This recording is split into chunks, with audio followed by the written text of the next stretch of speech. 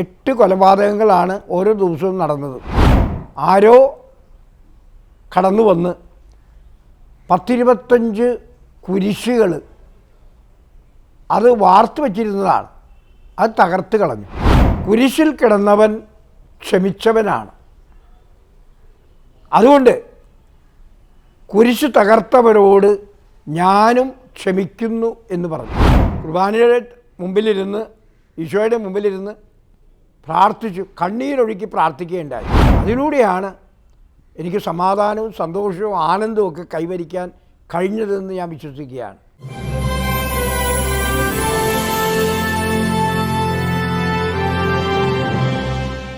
ചെറുപ്പകാലഘട്ടത്തിൽ അമ്മ പറഞ്ഞ് പഠിപ്പിച്ചിട്ടുണ്ട്, എന്ത് പ്രശ്നം ഉണ്ടായാലും ഔസേപ്പിതാവിൻ്റെ അടുക്കിലേക്ക് പോയാൽ മതി, അതിനുത്തരവുണ്ടാവും. അഭിമാനത്തോടെ വലിയ സന്തോഷത്തോടെ ഞങ്ങൾ പറയുകയാണ്, എന്ത് പ്രശ്നം ഉണ്ടായാലും അഭിവന്യ വർഗീസ് ചക്കാലക്കൽ പിതാവിൻ്റെ അടുത്തേക്ക് പോയാൽ മതി, അതിനൊരു ഉത്തരവുണ്ടാവും. എന്നും സ്നേഹിക്കുന്ന, എല്ലാവരെയും കേൾക്കാൻ തുറവിയുള്ള ഒരു മനസ്സുള്ള പിതാവ് രജത ജൂബിലിയുടെ നിറവിലാകുമ്പോൾ ഞങ്ങൾ ഒത്തിരി സന്തോഷത്തോടെ പിതാവിന് എല്ലാവിധ അനുഗ്രഹങ്ങളും പ്രാർത്ഥനകളും നേരുകയാണ്. ഈ 71 പിറന്നാൾ ആഘോഷിക്കുമ്പോൾ അഭിവന്യ പിതാവിന് സൺഡേ ശാലോമിലേക്ക് ഹാർദവമായ സ്വാഗതം. മെത്രാൻ ശുശ്രൂഷയുടെ ആദ്യ കാലഘട്ടത്തിൽ പിതാവിന് ഒരുപാട് പ്രശ്നങ്ങളും പ്രതിസന്ധികളും ഉണ്ടായിട്ടുണ്ടാകും.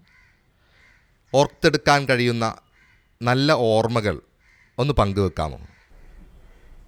എനിക്കൊരു പ്രധാനപ്പെട്ട ഓർമ്മയുള്ളത്, നമ്മുടെ കത്തീഡ്രൽ പള്ളിക്കൊരു സെമിത്തേരി ഉണ്ട്. ആ സെമിത്തേരി ആളുകളെയും സിസ്റ്റേഴ്സിനെയൊക്കെ അടക്കം ചെയ്യുന്ന സ്ഥലമാണ്. അവിടെ 2000 ആണ്ടിൽ കൊലപാതകങ്ങൾ അരങ്ങേറിയിരുന്ന ഒരു കാലഘട്ടമായിരുന്നു. 8 കൊലപാതകങ്ങളാണ് ഓരോ ദിവസവും നടന്നത്. അങ്ങനെയുള്ളൊരു അവസരത്തിൽ ഒരു ദിവസം രാത്രി ആ വെർണശ്ശേരി കത്തീഡ്രലിൻ്റെ സെമിത്തേരിയിൽ ആരോ കടന്നു വന്ന് 10-25 കുരിശുകൾ അത് വാർത്തു വച്ചിരുന്നതാണ്. അത് തകർത്ത് കളഞ്ഞു. അത് എല്ലാവരും ജനമറിഞ്ഞു. ജനമെല്ലാം വളരെയധികം വികാരത്തോടുകൂടി പ്രതികരിക്കാൻ തുടങ്ങി. രാഷ്ട്രീയക്കാർ, മതനേതാക്കൾ, നാട്ടുകാർ എല്ലാവരും എൻ്റെ അടുത്തിൽ വന്നു. നമുക്കിതിനോട് പ്രതികരിക്കണം എന്നുള്ളതായിരുന്നു അവരുടെ എല്ലാവരും ആവശ്യം. അവരുടെ സ്നേഹം കൊണ്ടും സൗഹാർദ്ദം കൊണ്ടുമാണ് അവരിങ്ങനെ പറഞ്ഞത് തന്നെ. ഞാൻ അതിനെക്കുറിച്ച് പ്രാർത്ഥിച്ചു. എന്നിട്ട് പ്രാർത്ഥിച്ചു കഴിഞ്ഞിട്ട് ഞാൻ പത്രപ്രവർത്തകരായിട്ട് പറഞ്ഞത്, കുരിശിൽ കിടന്നവൻ ക്ഷമിച്ചവനാണ്. അതുകൊണ്ട് കുരിശ് തകർത്തവരോട് ഞാനും ക്ഷമിക്കുന്നു എന്ന് പറഞ്ഞു.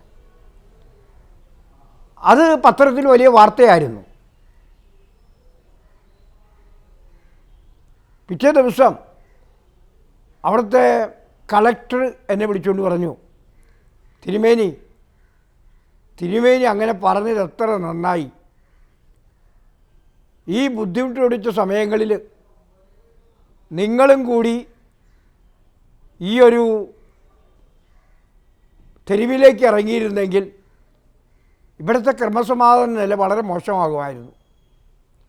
അതുകൊണ്ട് തിരുമേനിക്ക് നന്ദി എന്ന് കളക്ടർ എന്നെ അറിയിച്ചു.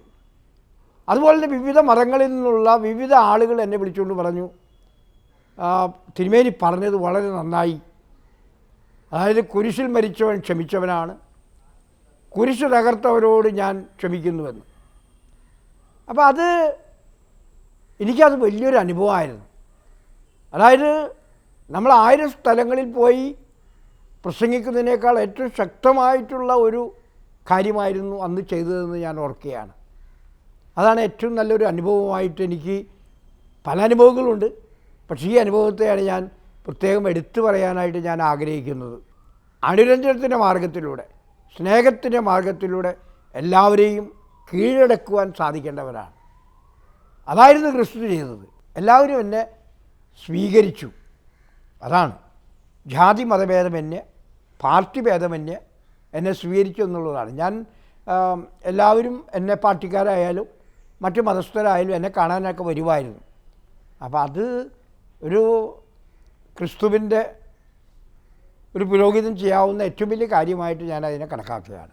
വിശുദ്ധ കുർബാനയോടുള്ള പിതാവിൻ്റെ സ്നേഹത്തെക്കുറിച്ചും പ്രാർത്ഥനയോടുള്ള വലിയ ആഭിമുഖ്യത്തെക്കുറിച്ചും ഞങ്ങളെപ്പോഴും വിസ്മയത്തോടെ പങ്കുവെക്കാറുണ്ട്. പിതാവ് എങ്ങനെയാണ് തങ്ങളുടെ പിതാവിൻ്റെ പ്രാർത്ഥനാ ജീവിതത്തെ നോക്കിക്കാണുന്നത്? രാവിലെ ഞാൻ ഇവിടെയുള്ള അവസരത്തിലൊക്കെ പള്ളിയിൽ വന്നിരുന്ന് പ്രാർത്ഥിക്കാറുണ്ടായിരുന്നു.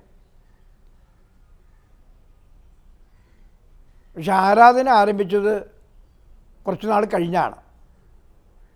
അതിന് കാരണമുണ്ടായിരുന്നു. രൂപതയിൽ 1-2 സ്ഥലത്ത് ചില പ്രശ്നങ്ങളൊക്കെ ഉണ്ടായി. ആ പ്രശ്നങ്ങൾ മാറ്റുവാൻ വേണ്ടി നമ്മൾ പലരും പ്രവർത്തിക്കുന്നുണ്ടായിരുന്നു. പക്ഷെ അതങ്ങ് തീരുന്നുണ്ടായിരുന്നില്ല. അതിനെനിക്ക് വളരെ സങ്കടമായി, വിഷമമായി. എന്താ ഇതിനോട് ചെയ്യുക എന്നുള്ളൊരു അങ്ങനെ എനിക്കൊരു പ്രചോദനമുണ്ടായി. കർത്താവിൻ്റെ തിരുമുമ്പിലിരുന്ന് പ്രാർത്ഥിക്കുക. അങ്ങനെ ഞാനൊരു ദിവസം രാവിലെ തന്നെ വന്ന് കുർബാനയ്ക്ക് എഴുന്നള്ളിച്ച് വെച്ചു. കുർബാനയുടെ മുമ്പിലിരുന്ന് ഈശോയുടെ മുമ്പിലിരുന്ന് പ്രാർത്ഥിച്ചു. കണ്ണീരൊഴുക്കി പ്രാർത്ഥിക്കുകയുണ്ടായി. ഈ പ്രശ്നങ്ങളൊക്കെ ഒന്ന് തീർത്തു തരണമേ എന്ന്. അതിൻ്റെ ഫലമായിട്ട് ആ പ്രശ്നങ്ങളൊക്കെ തീരുവാനും കഴിഞ്ഞു.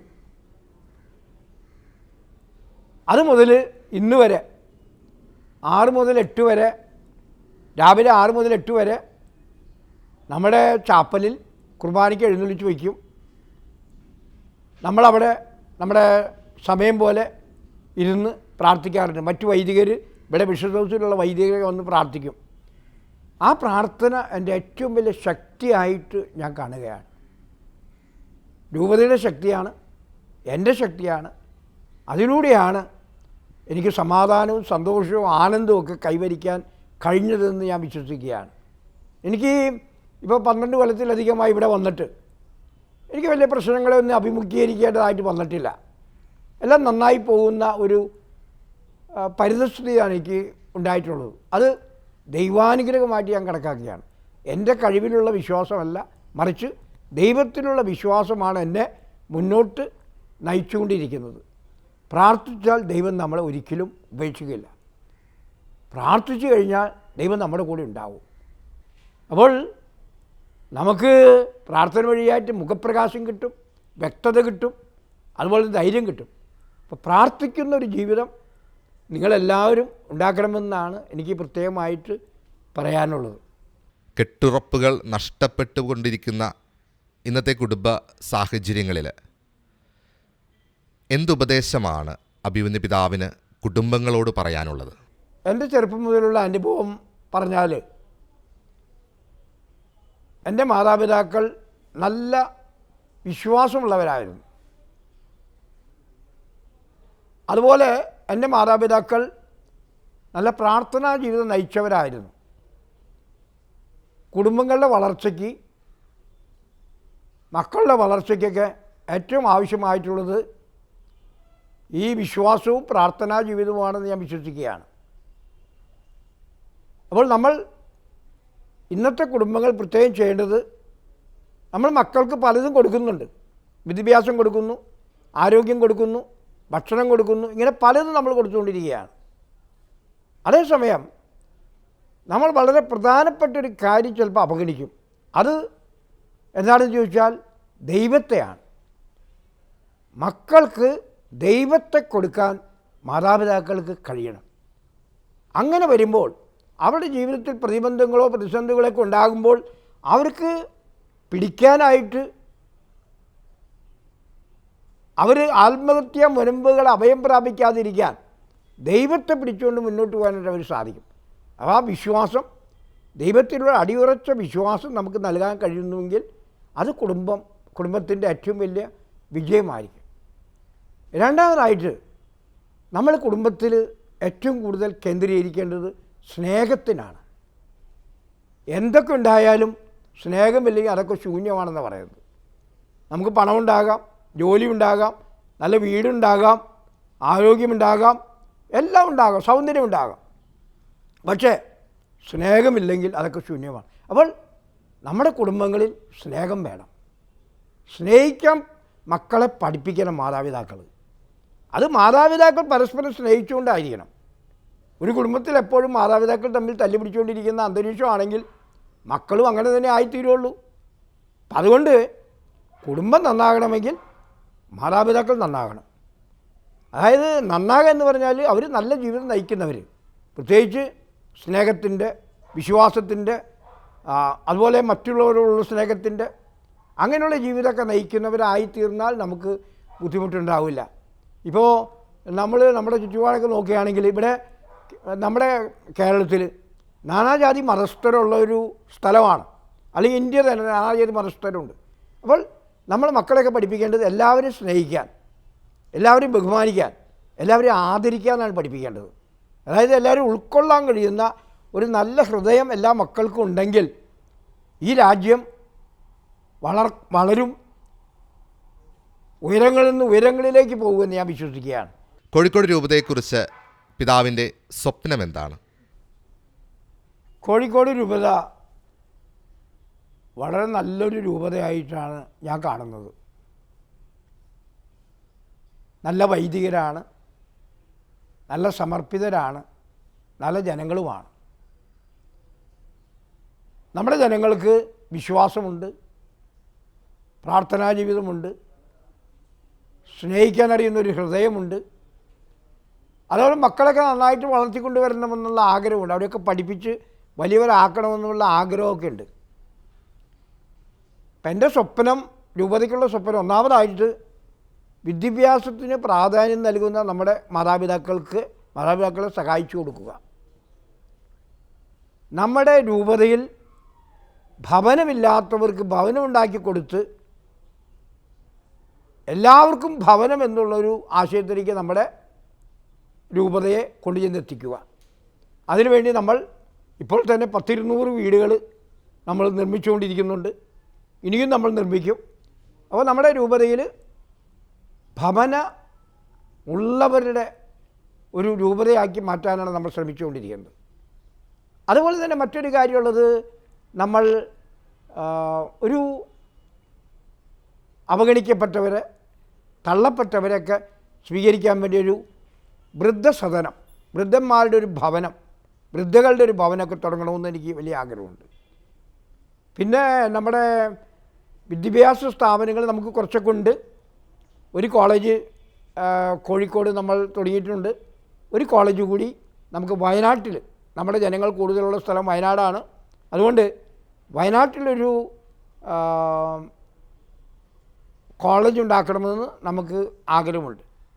പിന്നെ ടെക്നിക്കൽ ലെവലിലൊക്കെ എന്തെങ്കിലും കോളേജുകളൊക്കെ സ്ഥാപിക്കാൻ പറ്റുമെന്നുണ്ടെങ്കിൽ നമ്മൾ സ്ഥാപിക്കണം. അപ്പോൾ വിദ്യാഭ്യാസത്തിന് കൂടുതൽ പ്രാധാന്യം നൽകുക, വിശ്വാസത്തിന് പ്രാധാന്യം നൽകുക, അതുപോലെ തന്നെ സ്നേഹത്തിന് പ്രാധാന്യം നൽകുക, പ്രാർത്ഥനയ്ക്ക് പ്രാധാന്യം നൽകുക. അങ്ങനെയുള്ളൊരു അന്തരീക്ഷത്തിലേക്ക് ഈ കോഴിക്കോട് രൂപത മുന്നേറിക്കൊണ്ടിരിക്കുകയാണ്. ഇനിയും മുന്നേറും എന്നുള്ള സ്വപ്നമാണ് എനിക്കുള്ളത്. ഇവരെല്ലാവരും ദൈവം അനുഗ്രഹിക്കട്ടെ എന്നാണ് എൻ്റെ പ്രത്യേക പ്രാർത്ഥന.